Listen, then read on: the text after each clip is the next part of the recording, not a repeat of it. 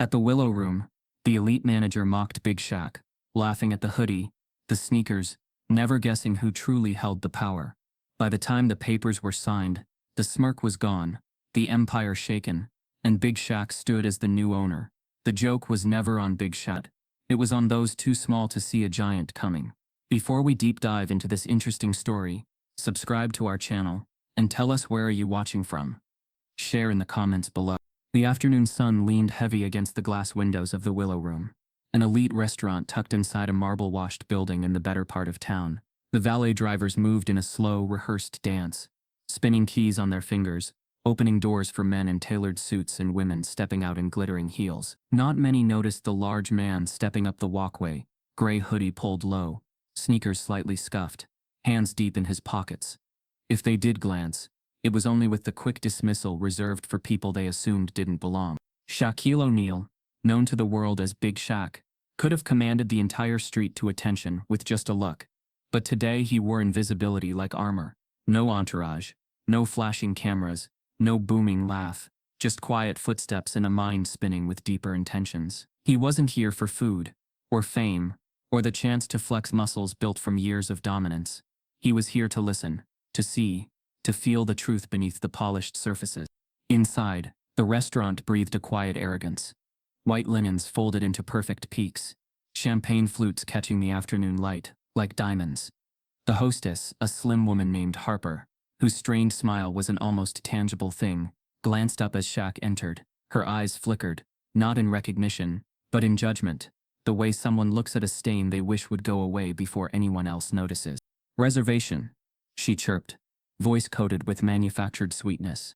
Shaq pulled his hoodie back slightly, revealing the calm set of his face. "Walk in," he said, voice low and warm. Harper hesitated. A quick glance sideways. Then the mechanical smile clicked back into place. "Let me see what I can do," she said, reaching for a tablet as if touching it might burn her fingers. As Shaq waited, his eyes traveled the room. It wasn't hard to see the patterns if you looked. And Shaq had spent a lifetime looking. Tables near the windows, where the view of the fountains outside was best, were occupied by finely dressed, predominantly white patrons. Men in crisp shirts, laughing without restraint, women waving manicured hands to flag down attentive servers. Closer to the kitchen, near the swinging doors, was another world altogether. Here black and brown customers leaned into each other, keeping voices low. Service was slower. Smiles, thinner. Plates arrived cold. Shaq watched a young black couple wave down a server 3 times before giving up. A Latino family's plates were cleared with barely a grunt. A middle-aged black man at the bar asked for the check and waited a full 20 minutes before it came. Suspense dripped into Shaq's gut like a slow poison. This wasn't new to him, but it still hurt. Harper returned, tablet clutched to her chest. "We might have something available," she said, her voice layering on just enough disdain to pass as polite, if anyone were listening closely. "But it's by the kitchen. Hope that's okay." Shaq nodded, following her through the maze of tables. Heads turned, not in recognition, but in that same half-curious, half-guarded way people look at someone they've already decided is lesser. No one asked him for a picture. No one whispered, "Is that him?" Good. That's how Shaq wanted it. The table near the kitchen door was a cramped two-top with one chair half-blocked by a service station. The smell of fryer oil clung heavy in the air. Shaq ducked his large frame into the seat, folding into himself to make space he shouldn't have had to give up. A passing server shot him a perfunctory nod and tossed a menu onto the table with a thud that spoke volumes. Shaq scanned the room again, sharper this time. There was a rhythm to injustice if you knew how to hear it. It hummed underneath the clink of glasses and the muted laughter of a business lunch at the next table over. It was in the way certain guests were approached first, given detailed descriptions of the specials, while others had menus slapped down without a word.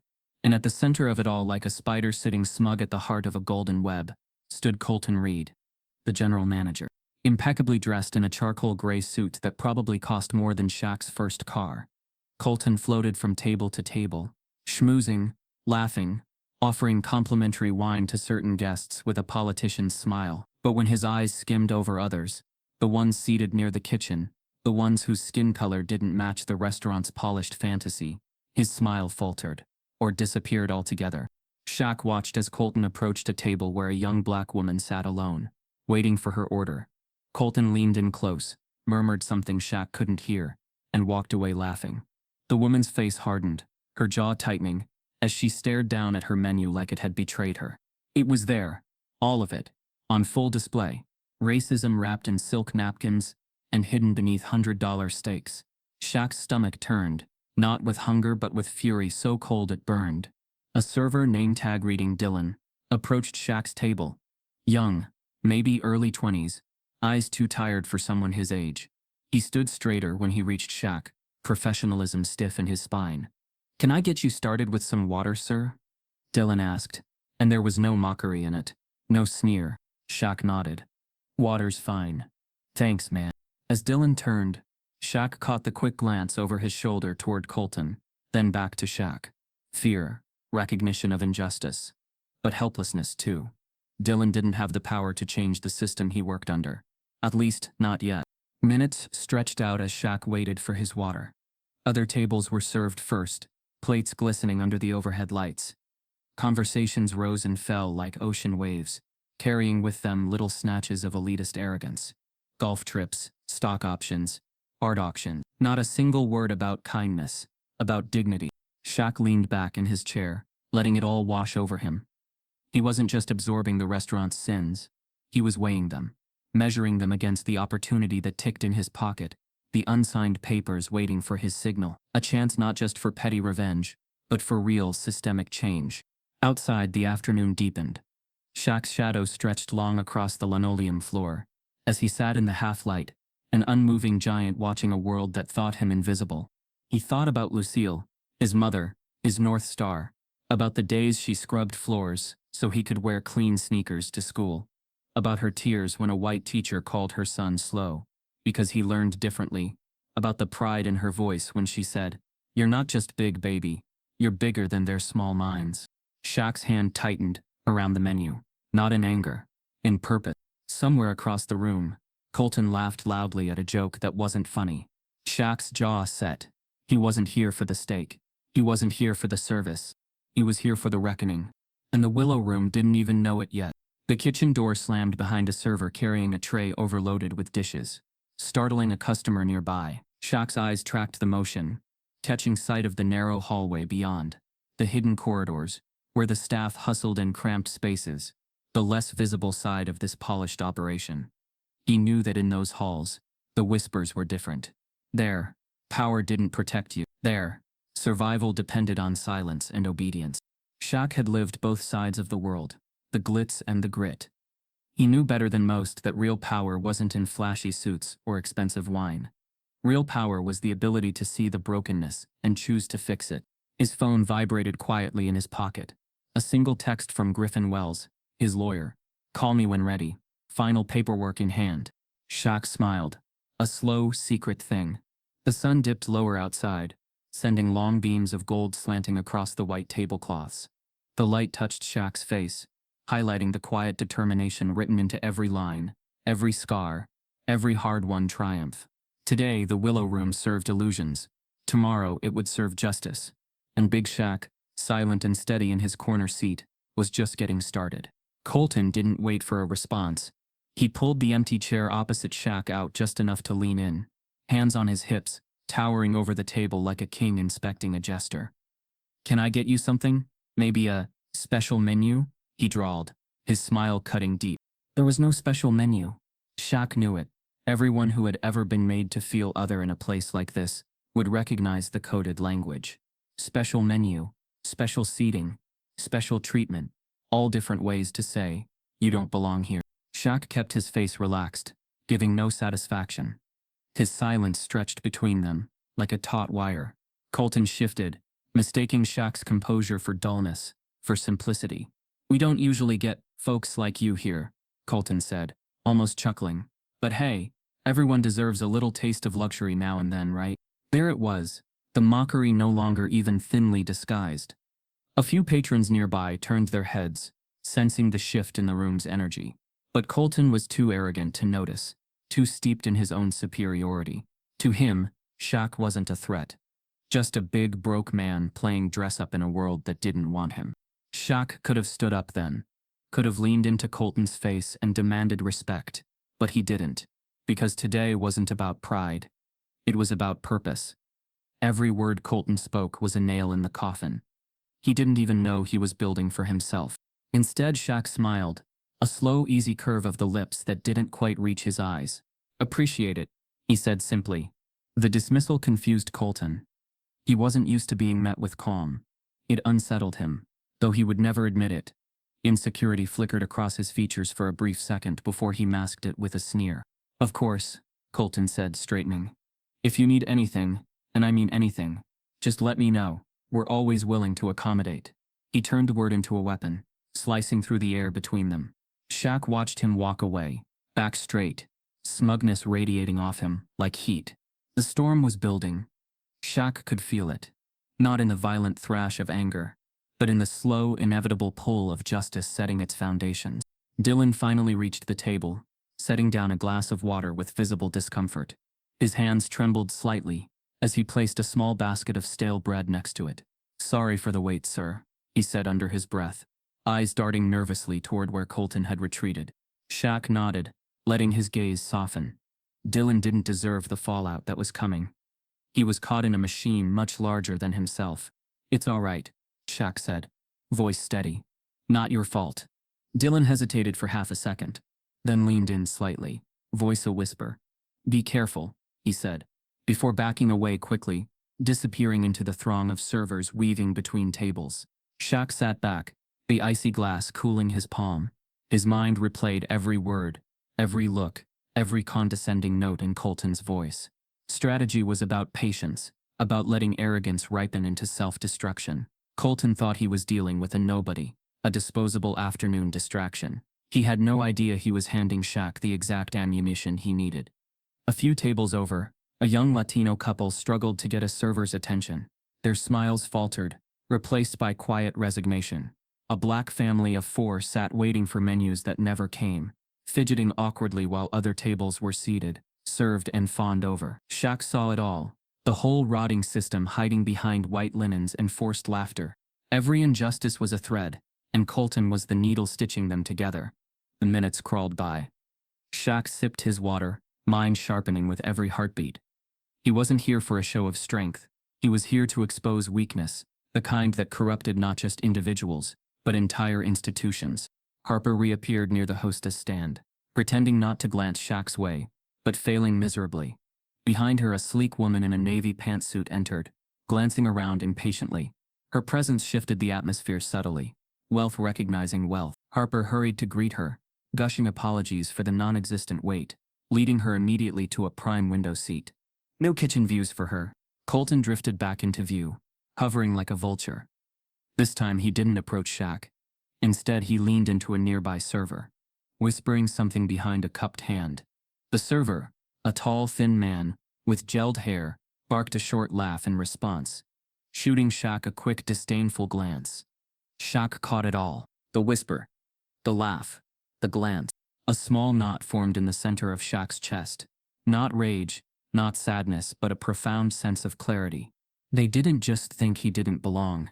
They needed to make sure he felt it. It wasn't enough to be superior. They had to make him small, invisible, powerless. But they didn't know the truth. They didn't know who sat at their table of lies, calmly sipping water, counting every offense like stones stacking in a wall, destined to fall. They didn't know the new owner of the Willow Room was already here, watching, listening, remembering. Colton sauntered by once more, throwing a lazy salute. Shaq's way. "Enjoy the breadsticks, big guy," he said loudly enough for several tables to hear, laughter trailing behind him like toxic smoke. Shaq set the glass down slowly, his smile unwavering. It wasn't time yet. Not quite.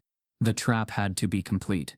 The arrogance had to crest, full and undeniable, before the fall could be perfect. The afternoon light shifted, shadows pooling in the corners of the restaurant. The slow rhythm of injustice beat louder, more visible now that Shaq had tuned into every cruel note. He wasn't just another man being mocked in a fancy restaurant. He was a fuse, burning quietly toward a detonation they couldn't even imagine. Outside, a storm cloud moved across the sun, dimming the world into a muted gold.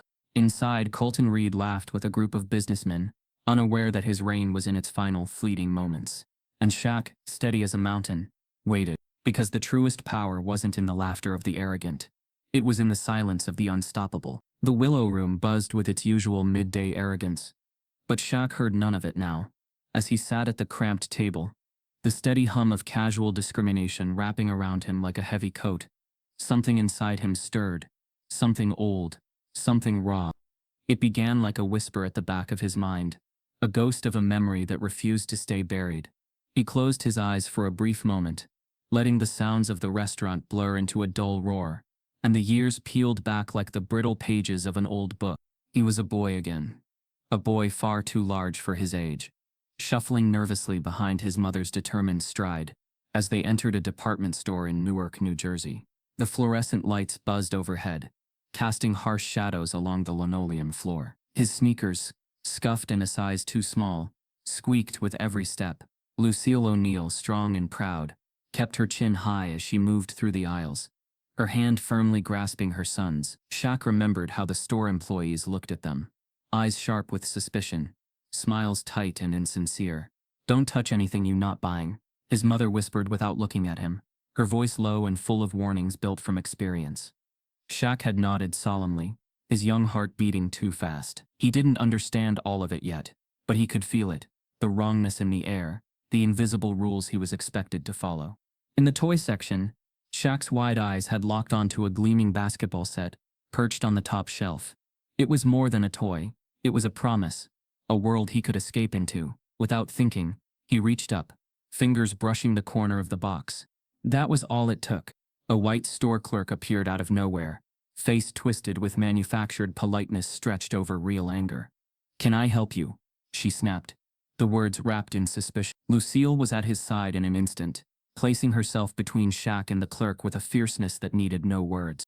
"We're just looking. Thank you," Lucille said, her voice calm but iron-edged. The clerk didn't move. Her eyes flickered over Shaq's too big coat, his worn shoes, his hopeful face, and dismissed him with a breath. "Just make sure he doesn't break anything," she said sharply, before striding away. Shaq remembered how the world seemed to shrink then, how he wished he could make himself smaller, invisible. His throat burned with humiliation. But when he looked up at his mother, he saw something else, a sadness so deep it could drown oceans, and a strength that refused to bend. She knelt in front of him, right there in the middle of that cold, unfriendly store, and cupped his face in her hands. Her eyes, warm and wet, locked onto his. "Kindness and power, my son," she said, her voice soft but unbreakable. Together they move mountains. Shaq nodded, not because he understood, but because he trusted her more than anything else in the world.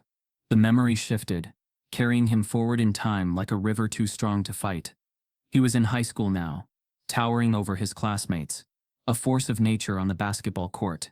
College scouts whispered his name, like a prophecy. But off the court, in the hallways, in the grocery stores, in the quiet corners of everyday life, he was still seen first as something dangerous, something different. He remembered a school dance, the way he'd gathered every ounce of courage to ask a girl he liked to dance, only for her to laugh and tell him she wasn't into guys like him. She hadn't needed to say more. He understood the layers beneath her words, the weight of generations speaking through a teenage girl who probably didn't even know why she said it. Each wound had layered itself onto his soul, building a quiet, enduring fortress. Shaq didn't lash out. He didn't scream.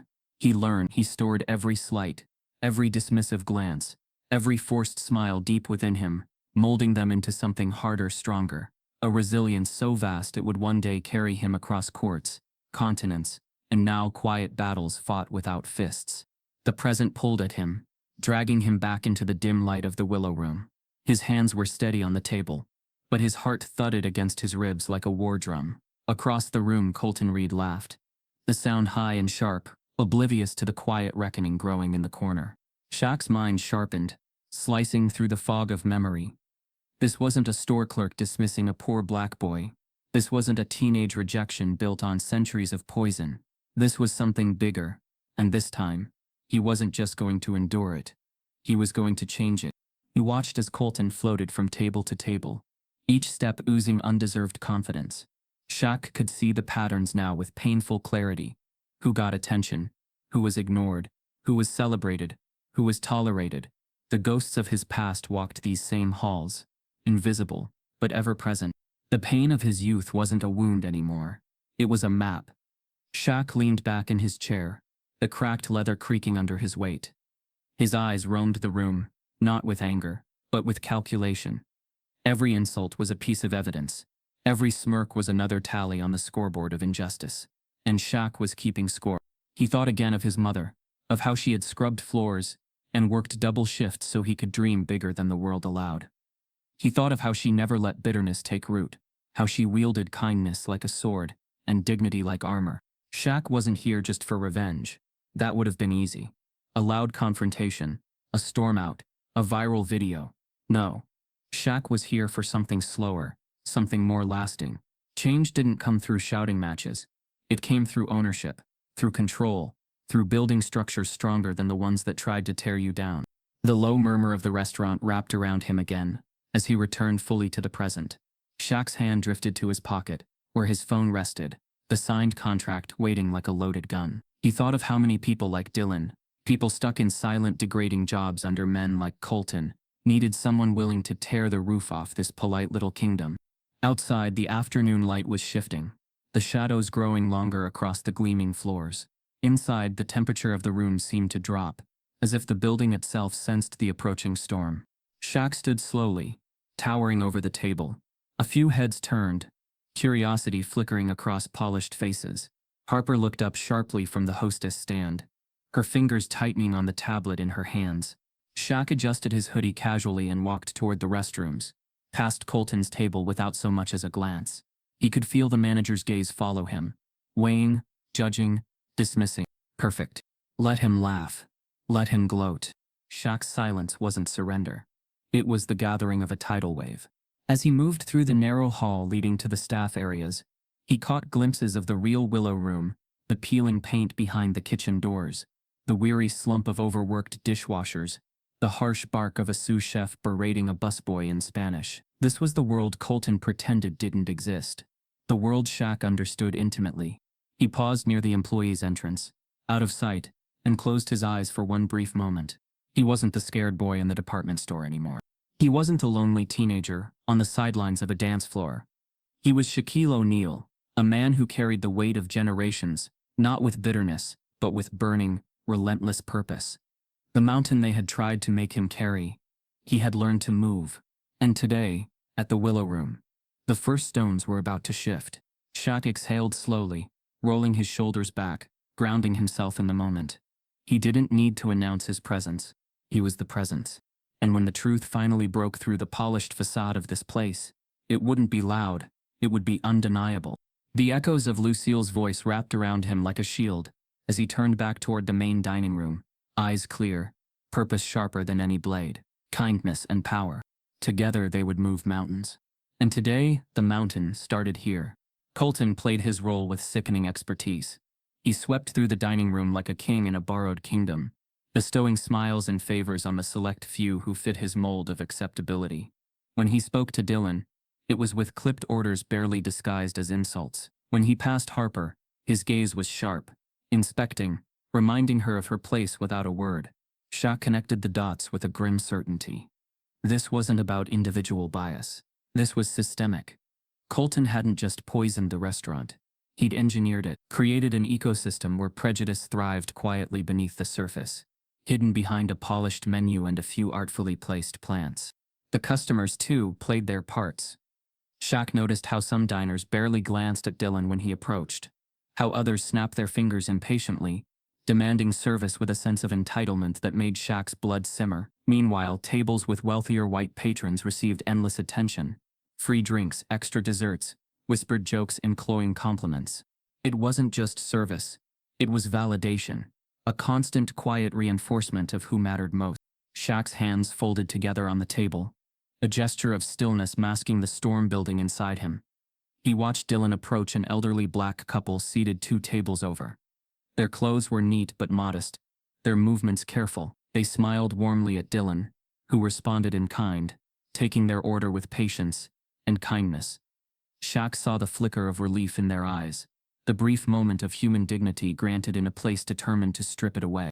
Not far away, a table of young professionals, all white, all loud, waved Colton over, complaining about their wine. Colton bent down, laughing, clapping one on the back like an old friend, before sending Harper scurrying off to fetch something more appropriate. Not once did he glance toward Dylan's dials. Not once did he offer an apology to the elderly couple still waiting on their drinks. Shaq's mind clicked into full assessment mode. Every interaction, every microaggression was another crack in the restaurant's shining facade. Every forced smile, every whispered slight, every uneven policy wasn't a flaw. It was design. He thought again of his mother's words, echoing stronger now. Kindness and power move mountains. Today, kindness wasn't quiet acceptance. It was observation. It was patience. It was gathering the tangled threads of injustice into a rope strong enough to pull down the entire rotten structure. Shaq's eyes shifted back to Dylan, who wiped his hands on a ragged cloth tucked into his belt. Sweat glistened at his temples, but he moved with a quiet dignity, a refusal to be broken. Shaq knew that kind of strength. It was the strength that came from knowing the system was rigged against you, but standing tall anyway. As he watched, Dylan slipped a note into the pocket of another server, a skinny, nervous-looking young man named Carson. Carson read it quickly, nodded once, and disappeared into the kitchen. Interesting. Shaq's curiosity sharpened. There was more going on here than just survival. There was resistance too. Small, quiet acts of rebellion threading their way through the cracks. Harper, too, revealed glimpses of her deeper self. When Colton barked at her for taking too long with the seating chart, she flinched, but Shaq caught the way her jaw tightened, the brief flash of fury in her eyes before she smoothed it over with another fake smile. She wasn't loyal to Colton. She was afraid of him, and angry at herself for it. Shaq watched the entire ecosystem unfold. Colton's corruption at the top, fear trickling downward, suffocating ambition and integrity alike. But below that, buried deep, were seeds of something stronger, seeds of hope. Outside, the late afternoon sun dipped lower, casting long shadows through the restaurant's pristine windows. Inside, Shaq plotted silently, every moment layering into his strategy. He didn't just want to fire Colton. That would be too easy. Too small. He wanted to uproot the entire culture Colton had built. To lift up the Dylans and Harpers who deserved better. To create a place where kindness wasn't punished. Where dignity wasn't a privilege reserved for the wealthy and white. The restaurant pulsed around him, unaware that its heartbeat was slowing. That its sickness had been diagnosed. Shaq sipped his water, eyes half-lidded, appearing relaxed but seeing everything. Dylan slipped past his table, refilling the glass without being asked. As he leaned down, he whispered so low it was barely audible. "Thank you for being patient, sir." Shaq gave a slight nod, a gesture of respect between soldiers in different battles. Across the room, Colton laughed again, throwing his head back in theatrical delight. Shaq studied him, the gleam of sweat beginning to bead at Colton's temples, despite the cool air. Arrogance had a weight, and it was starting to crush him, even if he didn't realize it yet. Harper returned to the host stand, shoulders straighter now, her movements less hurried. She glanced at Shaq, a fleeting moment, but it was there. Recognition, not of who he was yet, but of what he represented. Change. Real change wasn't loud. It started small. A glance, a whisper, a hand steady on a glass of water while the world fell apart around it. Shaq's phone buzzed once in his pocket. He ignored it. He wasn't ready to move yet. Not quite. The threads needed to tangle tighter. The injustice needed to fester a little longer, until the moment was ripe for revelation.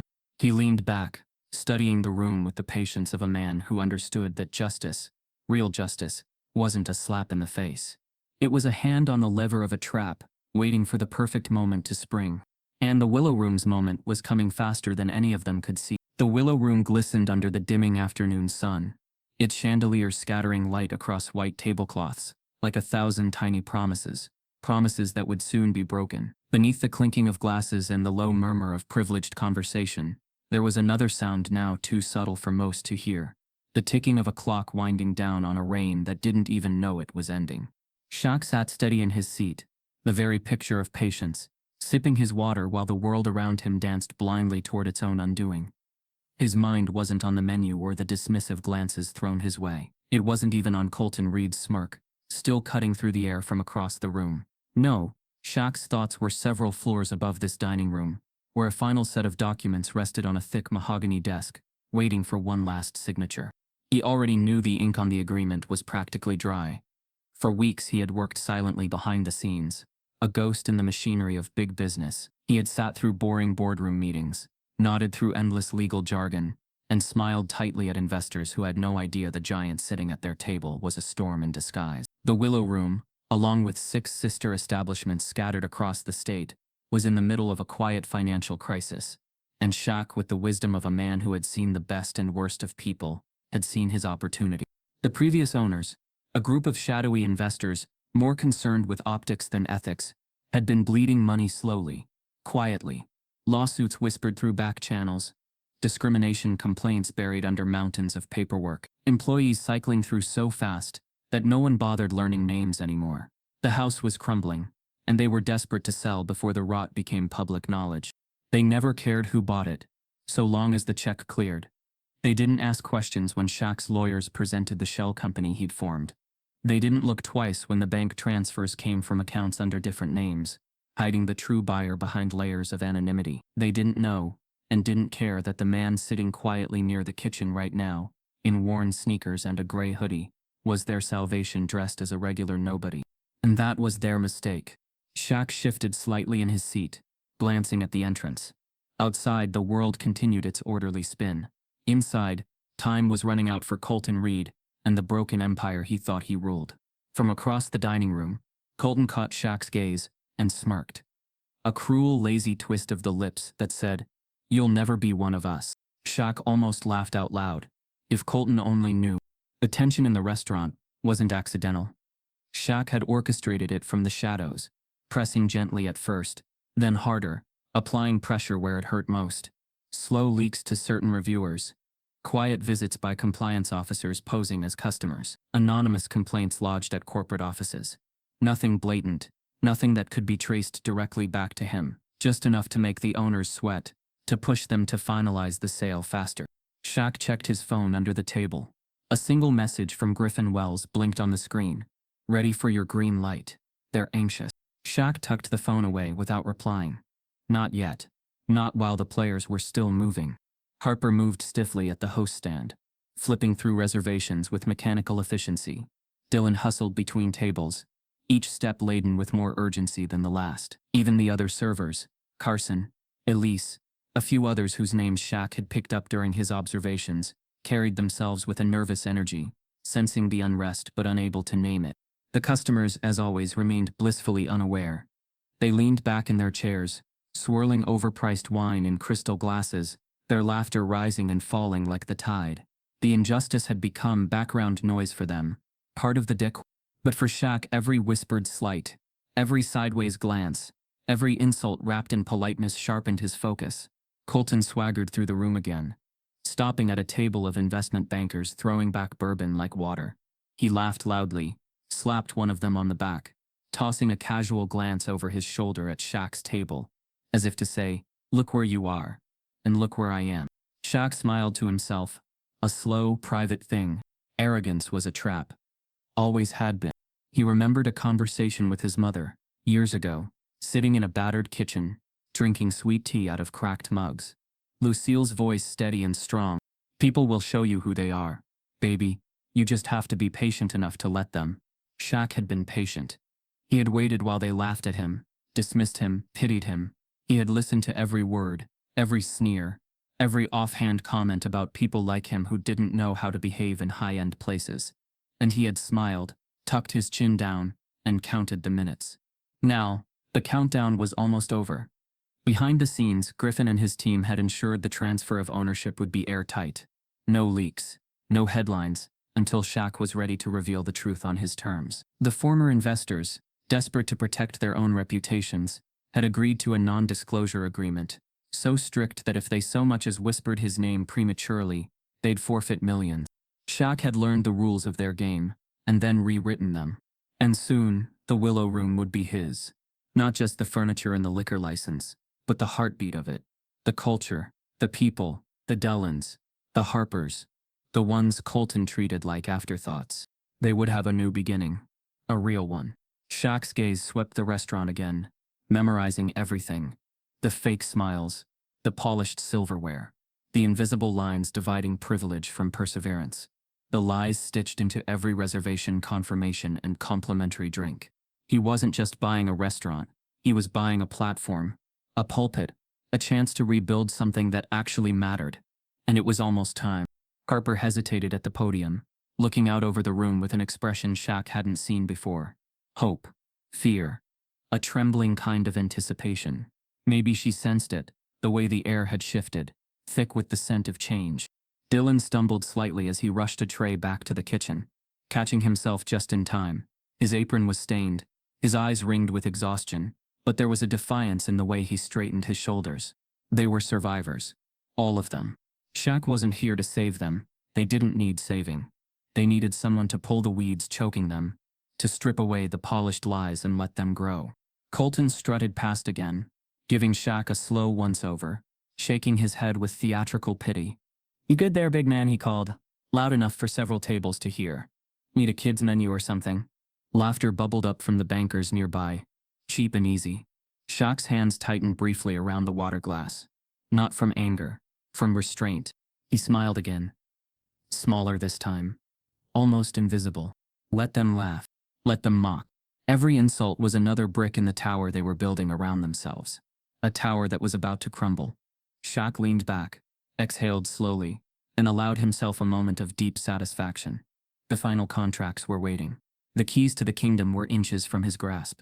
And none of them, not Colton, not the investors, not the snickering patrons, had the slightest idea that the man they thought they could ridicule without consequence was already their future. The velvet curtains had been drawn, hiding the real show from view. But behind them, the stage was set. The players were in position, and Shaquille O'Neal was about to step into the spotlight. Not with anger, not with violence, but with ownership, with power. With a quiet, unstoppable revolution they couldn't see coming until it swallowed them whole. Outside, the sun dipped lower, casting the first true shadows of evening across the parking lot. Inside, the Willow Room's false kingdom prepared for its last supper. And Big Shaq, steady and silent, waited for the final bell. It was almost time to pull the curtain back. Almost time to let them see exactly who they had been mocking all along. And when they did, the echoes of their laughter would vanish into the silence of their own stunned defeat. "I'm afraid we just don't have space today," he said, his smile ablaze. The woman steadied herself on her cane, her mouth trembling as if holding back the hurt. Shaq's muscles tensed to move, his body screaming to stand, to intervene.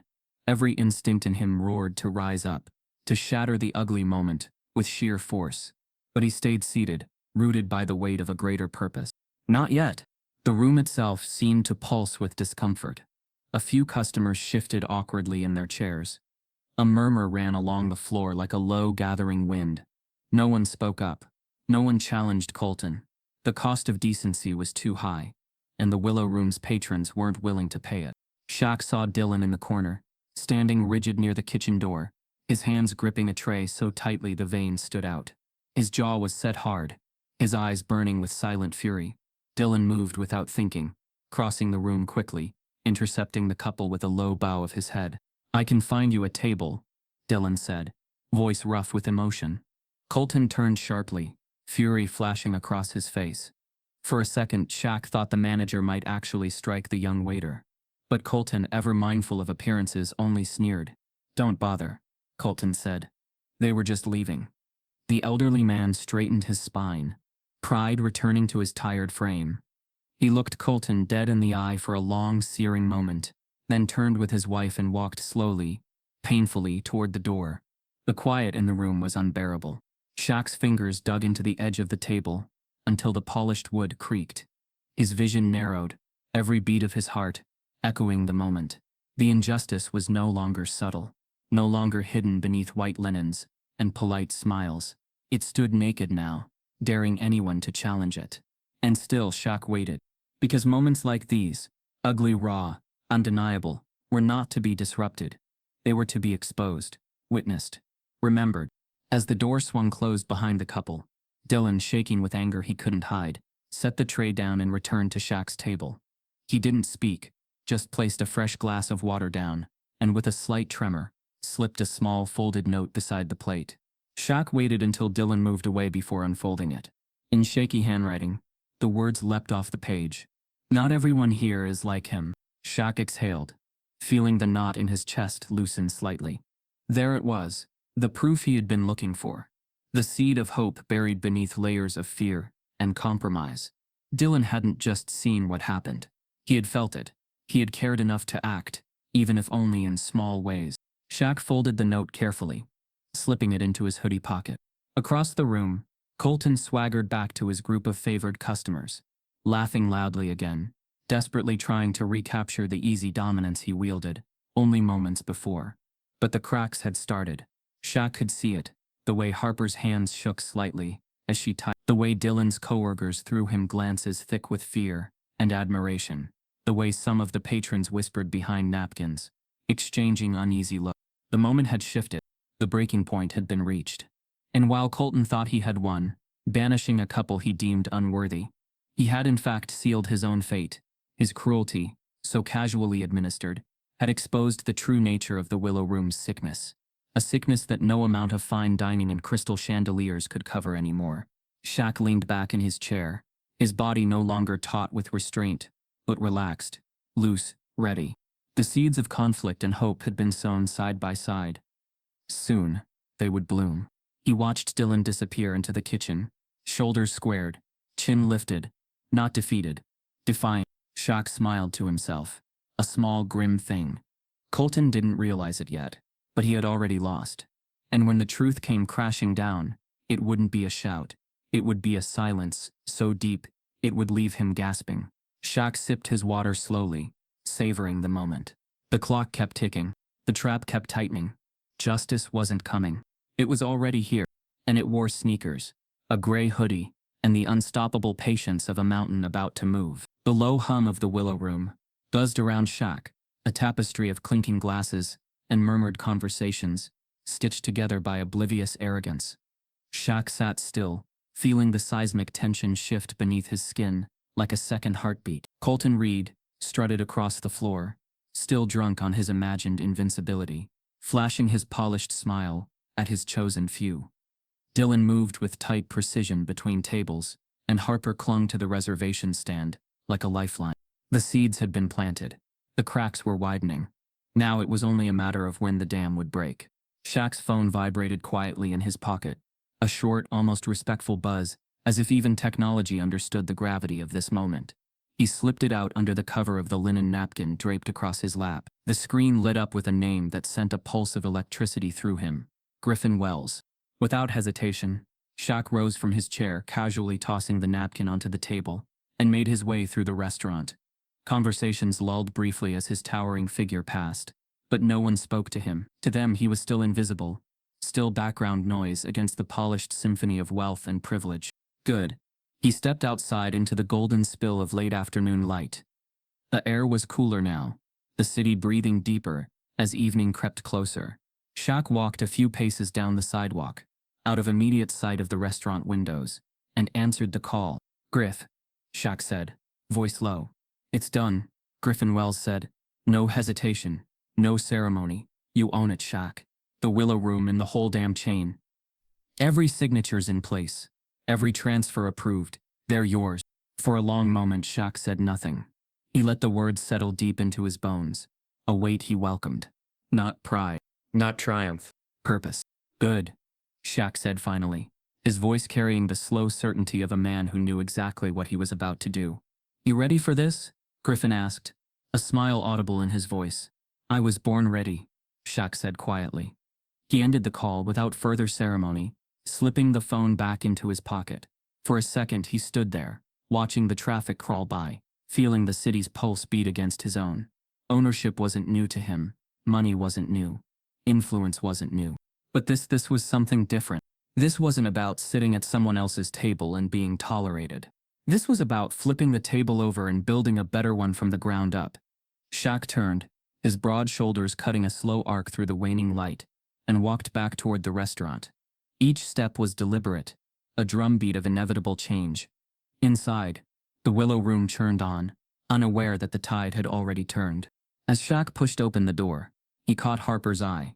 She looked up sharply, the fake smile faltering for just a breath before she smoothed it back into place. But something deeper flickered there. Recognition, not of his fame, not yet, but of his presence. His power. Shaq moved back toward his table, slow and steady. He didn't need to rush. The victory was already written. As he passed, Colton called out to him, voice thick with mockery. "Everything good, big guy? Didn't run out on the check, did you?" The men at the nearby table laughed too loudly, desperate for Colton's approval. Their laughter cracked like cheap glass. Shaq didn't respond. He didn't even glance their way. Silence was sharper than any comeback he could deliver. It wrapped around him like armor, invulnerable to their cheap shots. Colton watched him sit back down, a smirk tugging at the corners of his mouth. Shaq picked up his glass of water and took a slow sip, savoring the coolness. Around him, the restaurant pulsed with false security. Servers bustled. Glasses clinked. Orders were barked in hushed tones. No one, not Colton, not the guests, not even Dylan or Harper, knew that the floor they stood on now belonged to him. It was a kind of power few understood. Not the power of muscle, or shouting, or fists, but the quiet, impenetrable power of ownership, of dominion. Shaq let his gaze wander, noting the details he would soon change. The cramped tables near the kitchen reserved for minorities, the unspoken segregation of seating arrangements, the performative diversity posters near the restrooms, their bright slogans a sad contrast to the reality within these walls. Not for long. Griffin's voice echoed in his mind, crisp and sure. "It's yours." The weight of that responsibility settled on Shaq's shoulders, not as a burden, but as a crown. The customers didn't notice the shift. They didn't feel the foundation quiver beneath them. To them, he was still just another body taking up space. A misfit in their carefully curated narrative. Perfect. He needed them comfortable. He needed Colton arrogant. He needed the lie to be whole when he ripped it open. At the host stand, Harper bent her head close to the screen, her fingers moving faster now, glancing once toward Shaq, and then quickly away. Shaq saw the flicker of doubt cross her face. Maybe she felt the shift too. Maybe she heard the ticking clock that no one else seemed to hear. Across the restaurant, Dylan caught Shaq's eye briefly, as he delivered another round of drinks to an indifferent table. There was a different kind of tension in Dylan's step now, not just exhaustion, but expectation, a kind of bracing, like standing on a shoreline waiting for a tidal wave. You know is coming, and it was coming. Soon. Shaq settled deeper into his chair, relaxed in a way that only someone who had nothing left to prove could afford to be. He didn't fidget, didn't posture, didn't grandstand. He waited. He was the storm behind the closed window. Patient. Inevitable, unstoppable. Colton, emboldened by Shaq's continued silence, moved to a group of wealthy patrons near the window. He laughed loudly, gesturing in Shaq's direction, with an exaggerated shrug that drew a few chuckles. Shaq caught only snippets, words like out of place and charity cases. The same old poison, dressed up in new suits. Shaq smiled to himself, a slow burn of satisfaction spreading through his chest. Let them laugh. In a few minutes, laughter would be the last thing they remembered. The moments dragged sweetly, torturously on. Shaq let the final chords of the old song play out. Let the dancers spin themselves dizzy. Let the king of a crumbling kingdom mock the new emperor already seated at his gates. The sky outside shifted to a deeper gold, the shadows inside growing longer, deeper. The end of the day crept closer, and so did the end of the illusion. Shaq caught Dylan's gaze again, and this time, he offered a single almost imperceptible nod. Not yet, but soon. The note in his pocket, Dylan's shaky scrawl pressed against his side like a vow. Not everyone here is like him. Shaq carried that weight, too. Not just the burden of breaking the system, but the responsibility of lifting those trapped inside it. Dylan, Harper, even Carson and Elise. They deserved better. And Shaq wasn't just here to punish. He was here to rebuild. The Willow Room's bones were still strong. Beneath the rot, there was good to be salvaged. Real hospitality. Real dignity. Shaq wasn't going to tear it down. He was going to heal it. One floorboard at a time. The door swung open again, and more customers spilled in, laughing, adjusting their coats, eager for the prestige of dining somewhere they thought exclusive, untouchable. They had no idea that the very walls were changing around them. Shaq's phone vibrated once more, a quiet reminder from Griffin. Waiting for your signal. Shaq slid the phone back into his pocket. He didn't need to say anything. The storm was already here. It lived in the silence he wore like a second skin. It lived in the eyes of Dylan, Waiting. It lived in the set of Harper's jaw. Ready. It lived in the steady, unshakable rhythm of Shaquille O'Neal's heart. The moment wasn't coming. It had arrived. And it belonged to Big Shaq now. Every inch of it. The silence shattered like a window under a brick. Gasps. Choked coughs. Chairs scraping hastily against the floor. Colton blinked. The smirk dying on his lips replaced first by confusion, then panic. What? He barked too loudly, the words snapping across the room. Shaq's gaze pinned him to the floor. Calm, patient, unforgiving. You heard me, Shaq said. I'm the new owner, and I've been sitting here all afternoon watching how this place really operates. Colton stumbled forward a few steps, desperate to regain control of the room. Listen, Mr. O'Neal, we're honored to have you here. Obviously, and if there's anything we can do to make your visit more. Shaq held up a single hand, and the words died in Colton's throat. You've already done enough, Shaq said, voice low but cutting. More than enough. The staff stood frozen along the walls. Dylan gripped the back of a chair so tightly his knuckles went white. Harper pressed both hands flat against the podium, as if it might float away without her. Shaq turned slowly, addressing everyone. His words clear and deliberate. I watched today, he said. Watched how customers of color were treated like second-class citizens. Watched how your staff was divided, disrespected and intimidated. Watched how kindness was punished and cruelty was rewarded. A heavy silence descended. Some customers shifted uncomfortably in their seats, suddenly aware of the invisible lines they had stepped over without thinking. Others looked anywhere but at Shaq, their cheeks burning. Colton's face flushed crimson. This is all a misunderstanding, he said, voice climbing higher, thinner. You're taking things out of context. Shaq reached into his hoodie pocket and pulled out a slim black device, placing it gently on a nearby table. A small screen flickered to life, showing grainy footage from earlier that day. The hostess stand, the dining floor, even the kitchen hallway. Hidden cameras had captured it all. Every sneer, every whispered insult, every act of quiet cruelty.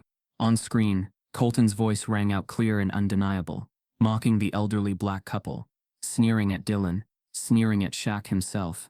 The room sat in stunned silence, eyes riveted to the damning footage. Shaq let it play for a moment longer before clicking it off. If that's not enough, Shaq said, pulling a folder from his back pocket and tossing it onto a nearby table. There's more. Financial audits, employee testimonies, records of discriminatory hiring practices. Lawsuits quietly settled out of court. Colton's mouth opened and closed, desperate for words, for excuses, but none came.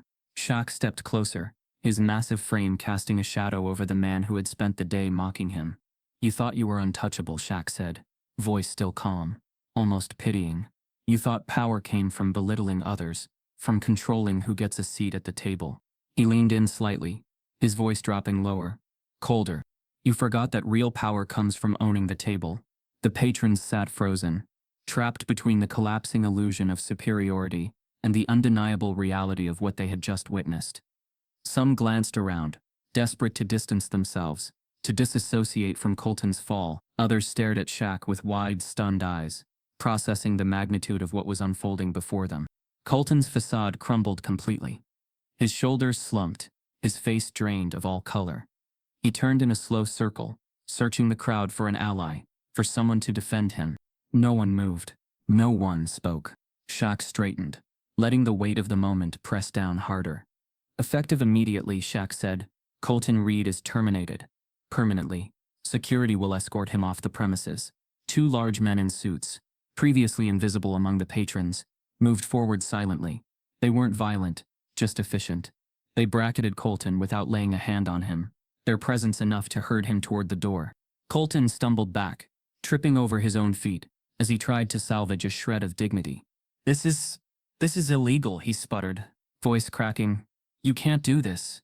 You can't. Shaq didn't even flinch. I already have.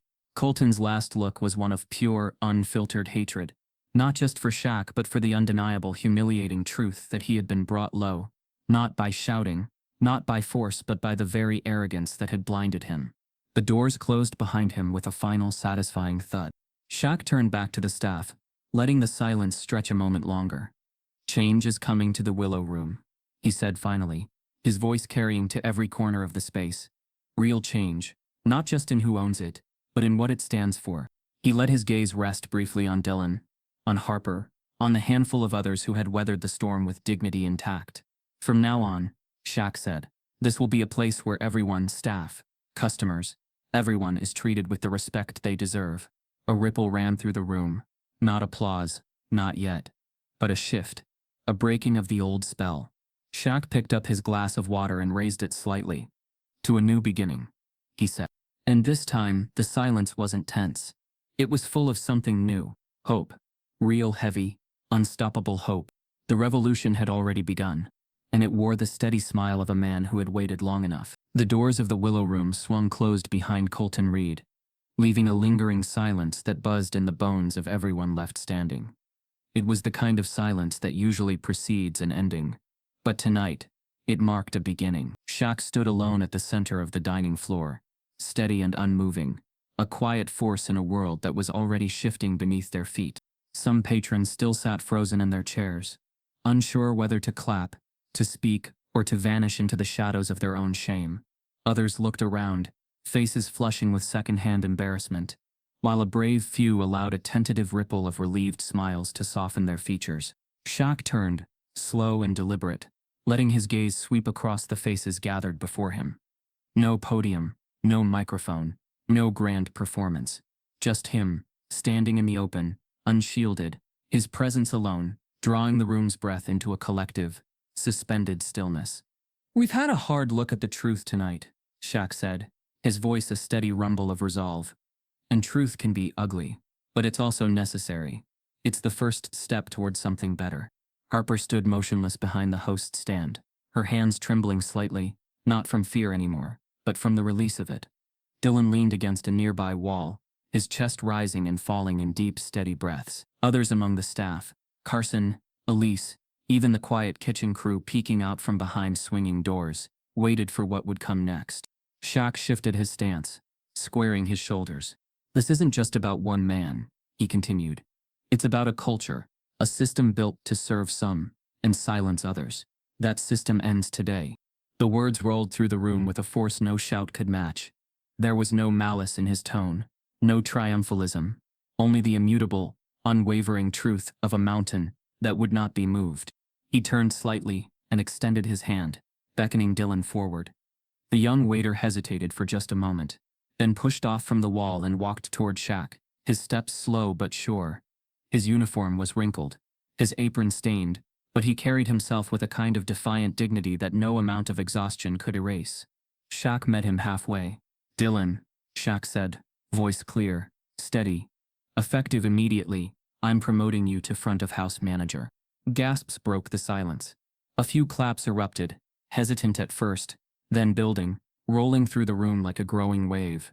Dylan froze, blinking hard, his mouth opening and closing as he tried to find words. Shaq clapped him gently on the shoulder, anchoring him. You earned this, Shaq said simply. Not just today, but every day you showed up and chose integrity over convenience. That's leadership.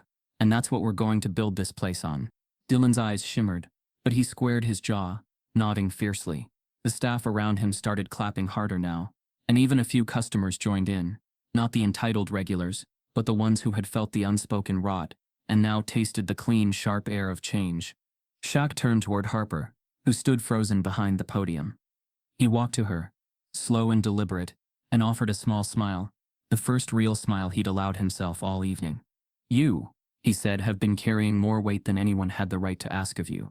You've done it with grace, even when no one saw it.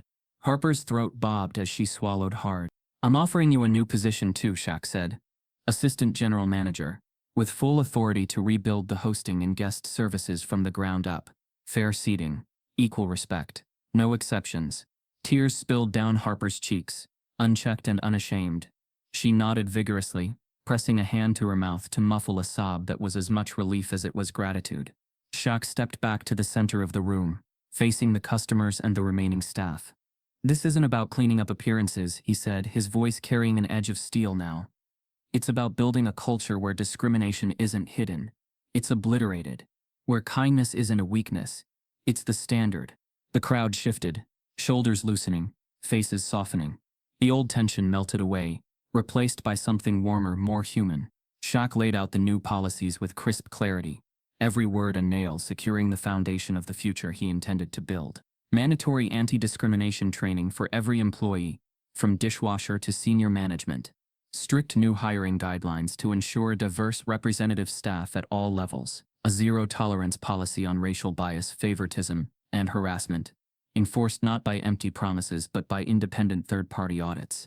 Promotions based on merit, not on familiarity or comfort with the old power structures. Every employee would be given a real, documented path to advancement. Wages would be raised across the board. Health benefits extended to all full-time staff, not just management. A new scholarship fund, seeded by Shaq himself, for employees pursuing education and professional development. The Willow Room wasn't just going to survive, it was going to thrive. As Shaq finished laying out the changes, applause broke out again, louder this time, genuine and thunderous. Customers stood, clapping, some cheering, a few wiped at their eyes, moved by the quiet revolution unfolding before them. Shaq looked around, allowing himself a rare moment of satisfaction. Not pride, fulfillment. This was what power was for. He caught Dylan's eye across the room, and nodded once. Dylan nodded back, shoulders straighter, face shining with something fierce and new hope. Harper, still wiping her cheeks, stood tall at the host stand, her posture no longer defensive but proud. Shaq glanced around the staff, then at the customers. "This place will be different," he said, voice steady, warm. "And if you can't live with that, you're welcome to find somewhere else to spend your money." Another cheer rose up, a tidal wave of approval crashing against the old, broken order. Shaq allowed himself a final glance toward the doors where Colton Reed had vanished into irrelevance. Not with hatred, not even with satisfaction, just a clean, simple acknowledgement. That era was over. The Willow Room belonged to its people now. The ones who had weathered the storms, who had endured with dignity, who had believed that something better was possible even when the world gave them every reason not to. Shaq raised his glass once more, and this time, nearly every hand in the room rose to meet his. "To new roots," he said. "To justice. To us." And as the glasses clinked and the restaurant roared with new life, Shaquille O'Neal smiled. Not for himself, but for the future they were building together. One table, one seat, one soul at a time. Shaq nodded. One table at a time. It wasn't about business. It wasn't about profits or portfolios. It was about creating spaces where dignity wasn't negotiable, where kindness wasn't seen as weakness, where ownership wasn't a weapon but a shield for those who had never been invited inside before. He would take what had been used against people like him for generations, money, influence, access, and he would turn it into a weapon of compassion, of inclusion, of justice. He would build an empire, not of buildings, but of hearts. Lucille sat back, sipping her coffee, watching him with eyes that saw not just the man he was, but the boy he had been. The boy who had stood in department stores under the weight of suspicion. The boy who had been laughed at, doubted, dismissed. The boy who had learned that true power wasn't about how loudly you could shout, it was about how deeply you could change the world without shouting at all. "You know it won't be easy," Lucille said finally, setting her cup down. Shaq chuckled, a deep, rich sound that filled the room. "Nothing worth doing ever is," he said. Lucille nodded, satisfied. No need for flowery speeches. No need for tearful declarations. Just the simple, undeniable truth that they both understood down to their bones. Shaq stood, moving around the table to wrap his arms around his mother. She hugged him tightly, fiercely, her strength undiminished by age or time.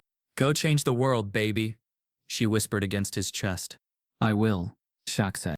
And he meant it. As he pulled away, Shaq's phone buzzed again. Messages from Griffin, from new partners, from media outlets, already catching wind of the shifts happening under the surface. But he ignored them for now. There would be time for contracts and meetings, and press releases. Right now there was only the quiet kitchen, the fading sunlight, and the endless, unstoppable promise of what came next. Shaq stepped outside into the fading day, the sky above painted in strokes of orange and purple. The world stretched wide before him, broken in places, scarred by history, but still alive, still fighting. He breathed in deep, filling his lungs with the heavy, sweet air of home. This wasn't the end of the story. It was the first chapter of a revolution. A revolution built not on anger, but on ownership.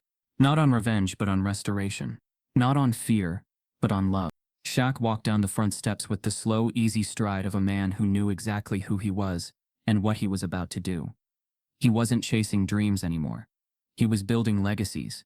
And for the first time in a long, long time, the world was finally ready to listen. Because when Shaquille O'Neal moved, he didn't just move through the world.